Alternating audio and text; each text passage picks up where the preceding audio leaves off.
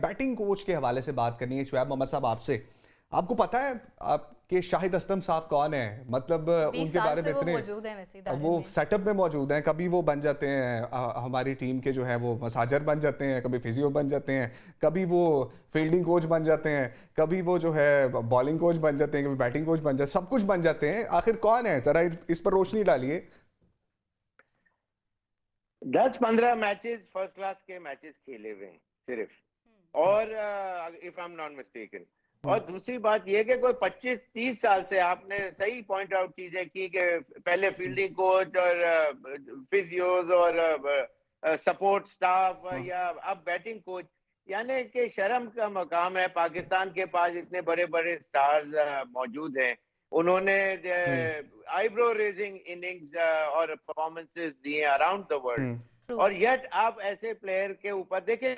बात या एक छोटी सी मिसाल भी साथ देते चलो, अंडर 19 की टीम पाकिस्तान की गई ऑस्ट्रेलिया, वहां ट्राई सीरीज थी पाकिस्तान अंडर 19 न्यूजीलैंड और ऑस्ट्रेलिया की। वहां से एलन बॉर्डर उनके से, वहां से सर रिचर्ड हेडले, और पाकिस्तान से एक तीसरा एक यहाँ का फर्स्ट क्लास लोकल क्रिकेटर। तो अब वो बच्चे इन जो है वो किस तरह देखेंगे अपनी टीम के हेड को कि जी इन्होंने कुछ किया है, इन्होंने कही बात, वो मैं किस तरह आप एब्जॉर्ब करते हैं। बड़ा जमीन आसमान का फर्क है। एक सुपरस्टार स्टेटस जिसका जायंट किस्म के इमेज हो अमंग द क्रिकेटर्स, तो वो इम्पैक्ट लेता है।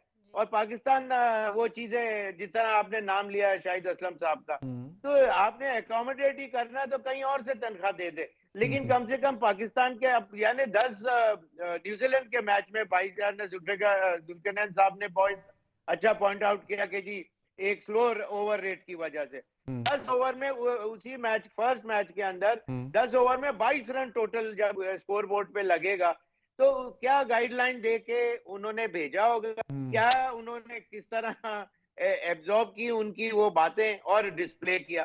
तो इस किस्म का, इसका मतलब कहीं कोई इम्पैक्ट ही नहीं है इन लोगों का, जिससे टीम के अंदर कोई मेजर ग्रेट शेक्स पैदा हो सके। ठीक है, अब्बास शबीर साहब, आपके ख्याल में कौन सी ऐसी पर्ची है जिसने अभी तक जो है वो जमा के रखा हुआ है शाहिद असलम साहब को इतने सालों में, कि कभी कुछ मिल जाता है, कभी कुछ मिल जाता है, कभी कुछ तनख्वाह लगी हुई है, बल्कि अच्छी तकड़ी लगी हुई है? देखिए, हमने गैरी कर्स्टन को नहीं चलने दिया, हमने जेसन गिलेस्पी को नहीं चलने दिया, सिर्फ सियासत के चक्कर में कि इनको भगाकर तो खुद क्रिकेट बोर्ड के अंदर शामिल हो जाएं, क्रिकेट टीम के साथ अटैच हो जाएं। शाहिद असलम की नेक नियति के ऊपर मुझे कोई शक नहीं है, मैं बहुत पुराना उनको जानता हूं, लेकिन शाहिद असलम असिस्टेंट कोच के तौर के ऊपर काफी अरसा रहे हैं, जिसमें खिलाड़ियों को प्रैक्टिस करवानी, बॉल्स करवानी नेट्स के अंदर, एडमिनिस्ट्रेशन के जो टीम के साथ लॉजिस्टिक के थोड़े मसाइल होते हैं उसमें एज असिस्टेंट। लेकिन घोड़े पकड़ने के वो बड़े मास्टर हैं।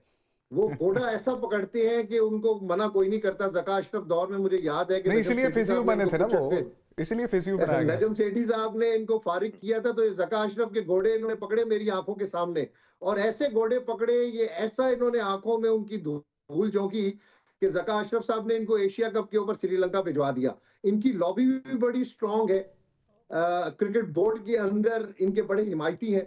मैं आपको बिल्कुल सही खबर बता रहा हूँ कि आप इनको निकालेंगे तो इनके बहुत सारी सिफारिशी आ जाएंगे। मैंने आपको बताया कि मुझे इनकी नेक नियति के ऊपर कोई शक नहीं है, लेकिन एज अ बैटिंग कोच ये बिल्कुल मुनासिब पोजीशन नहीं है इनके लिए, ना इनको बैटिंग कोचिंग का कोई एक्सपीरियंस है। मैं आपको बता रहा हूँ कि गैरी कर्स्टन जैसे बंदे को हमने भगा दिया, जेसन गिलेस्पी को हमने भगा दिया, हफीज को हमने नहीं चलने दिया, मिकी आर्थर को हमने नहीं चलने दिया, हमने कई कोचेस इस तरह भगा दिए। क्यों भगा दिए? कि इधर से आकिब जावेद ने सर उठाया, उन्होंने अपनी लॉबिंग की ऊपर आने के लिए, शाहिद असलम साहब अटैच हो गए। फिर मैं वही बात करता हूँ कि पर्ची के साथ जो घोड़े पकड़ने का फन है ना, वो बहुत बड़ा फन है। वो आपने बात बिल्कुल ठीक की है, आपने बात बिल्कुल ठीक की है कि वो जो उनके पास फन है ना घोड़े पकड़ने का, इस वजह से शायद उनको फिजियो भी बनाया गया है। तो हमें एक मेरे ख्याल में ब्रेक की जानी बढ़ना है, तो उसके बाद वापस आएंगे और डिस्कशन कंटिन्यू करेंगे। आज के मैच के बारे में भी बात करते हैं। और नहीं, अभी हमने ब्रेक नहीं लेंगे, अभी हमने ब्रेक की जाने नहीं पड़ना। और जुल्करनैन से पूछ लेते हैं। जुल्करनैन, बताइएगा, जिस तरह से अब्बास जिक्र कर रहे थे कि किस तरह से हमने जो है वो किया गैरी कर्स्टन के साथ, जेसन गिलेस्पी के साथ। तो इस सारे सिनेरियो को देखते हुए आपको लगता है कि आने वाले दिनों में जब ये आकिब जावेद साहब जाएंगे, so called mighty Aqib Javed साहब, इनके बाद कोई फॉरेन कोच हमारे सिस्टम में आना चाहेगा या आएगा? देखें, ये जो हमारा अलमिया है ना, जब हमें फॉरेन कोच की ज़रूरत होती है, अब दो माइंडसेट है पाकिस्तान क्रिकेट के पास। अब थोड़ा सा पीछे चले जाए, आपको यही मिलेगा। माइंडसेट क्या है? जब इस तरह का आपने दिखाना हो कि नहीं जी नहीं, हम मॉडर्नाइज हो रहे हैं, तो आप 2-4 गोरे लाते हैं या बाहर से गैर मुल्की कोचेज लाते हैं और शो कराते हैं कि हमने अब क्रिकेट का स्टाइल चेंज कर रहे हैं, और फिर अचानक से हमारी हुब्बुल वतनी जागती है। गैर मुल्की कोचेज को क्या करना है, और फिर हम आकिब जावेद को लोकल लाते हैं, सिस्टम की तरफ नहीं जाते। मतलब आप ये देखें कि आपके क्रिकेटर्स का माइंडसेट चेंज करने की जरूरत है। माइंडसेट कैसे चेंज किया जाए? उनको ये बताया जाए कि मॉडर्न डे क्रिकेट है क्या, वो किसी को नहीं पता। और अगर आपने, अब यहां पे मैं कहानी लाऊंगा मेंटोर्स की। अच्छा। मेंटोर्स 50-50 लाख रुपए लेकर आपने 5 लगा दिए, बिल्कुल ठीक है। आपने 2 बड़े टूर्नामेंट कराए और ये कहा कि ये मेंटोर्स प्रोड्यूस करेंगे, हमें हर लेवल के लिए हमें क्रिकेटर देंगे, हमें अंडर 19 पे देंगे, हमें टीम के लिए देंगे, हमें वुमेन क्रिकेट टीम के लिए देंगे। उन मेंटोर्स को आपने 2 मेले लगा के दिए, एक फैसलाबाद में, एक पिंडी में। अब वो मेंटोर्स, मतलब उन मेंटोर्स को अपनी टीमों का नहीं पता, वो मेंटोर्स टीवियों पे बैठे तबसरे कर रहे हैं उनको। अच्छा, और मुझे हंसी आ रही है कि आप, मेरा काम जो है उसी पर मैं तबसरा कर रहा हूं। उनका फर्ज था कि उन्होंने एक लॉट प्रोवाइड करनी थी सिलेक्शन के लिए, और अगर उन्होंने लॉट प्रोवाइड की है और वो सिलेक्ट नहीं हुई, तो उन मेंटोर्स को शिकायत करनी चाहिए। चेयरमैन पीसीबी को या जो चैनल है वो शिकायत कर रहे हैं टीवी पर बैठे। तो इसका ये मतलब है कि क्रिकेट बोर्ड के अंदर अपना हर बंदा एक हिस्सा ले रहा है, खा रहा है और जा रहा है, और सिस्टम कोई नहीं बना रहा। और मैं आपको एक चीज बता दूं, ये जो अभी अब्बास भाई जिक्र कर रहे थे ना, 17 के बाद हमने कोई नहीं जीता, ये एक अलार्मिंग पॉइंट है। 17 से पीछे भी आपने क्या जीता है, 9 वाला है ना, जो यूनुस खान वाला। उसके बाद आप अगर इसी तरह चलते रहेंगे, ये आईसीसी टूर्नामेंट आपको मिल गया, लेकिन जब तक टीम नहीं जीतती, आपको टूर्नामेंट्स भी और आपकी तरफ क्रिकेट की अट्रैक्शन नहीं होती।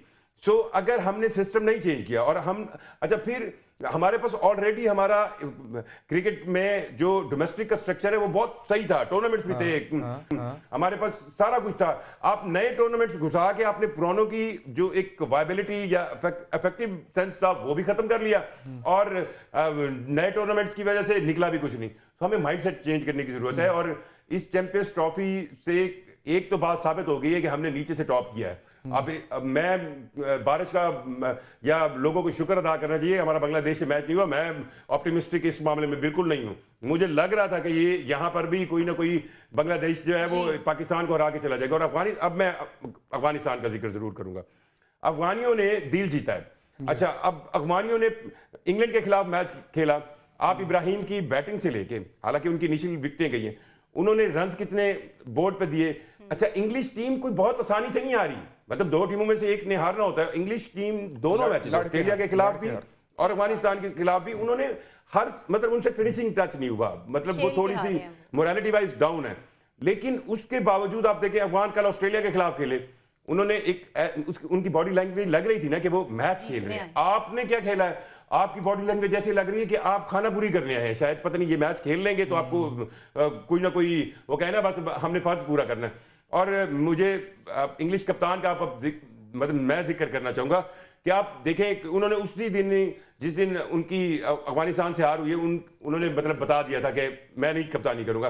अब मुझे बताएं कि अगर मैं 1 सेकंड के लिए बटलर की जगह पे पाकिस्तानी कप्तान रख लूं, कोई भी रख लूं, शान मसूद को रख लें। मैं कह रहा हूं अगर हम कोई इस्तीफे की बात या रिजाइन की बात करते हैं ना, हो सकता है कि उन्होंने हमें ऐसा पढ़ना था और मैनेजमेंट ने कहना था। शान जिस प्रेस कॉन्फ्रेंस में गुस्सा किया था शान मसूद ने, उन्हें गुस्सा, मैं आपको बता रहा हूं कि हम इस तरह का मैच हम खेले होते, इस तरह का। ये जॉस बटलर वही है जिसने 22 के अंदर इंग्लैंड को बहुत बड़ी कामयाबी दिलाई है, लेकिन वो मान रहा है कि यार मेरी नाकामी है। मैच भी इंग्लैंड लड़के हारा है, मतलब हारना तो है ना 2 टीमों में से एक ने, लेकिन ये अब यहां पे कहते हैं जी आप तो हर दफा ये कहते हैं इस्तीफा दे दें।